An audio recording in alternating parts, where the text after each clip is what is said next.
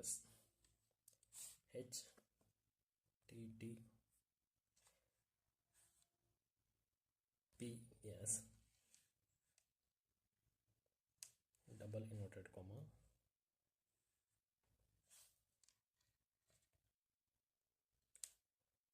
double slash. They have given here .nic.in. Third one is there, no? We have to click on that one. Direct it will go for the Karnataka examination result 2024. Click on that one.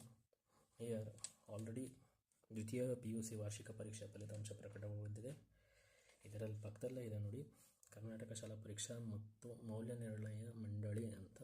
ಇದರ ಪಕ್ಕದಲ್ಲಿ ಅಥವಾ ದ್ವಿತೀಯ PUC ಫಲಿತಾಂಶದ ಪಕ್ಕದಲ್ಲಿ ನಮಗೆ ನಾಳೆ ಬೆಳಗ್ಗೆ 10 ಗಂಟೆ ಮೇಲೆ SSLC ರಿಸಲ್ಟ್ ಪ್ರೊವೈಡ್ ಆಗುತ್ತೆ.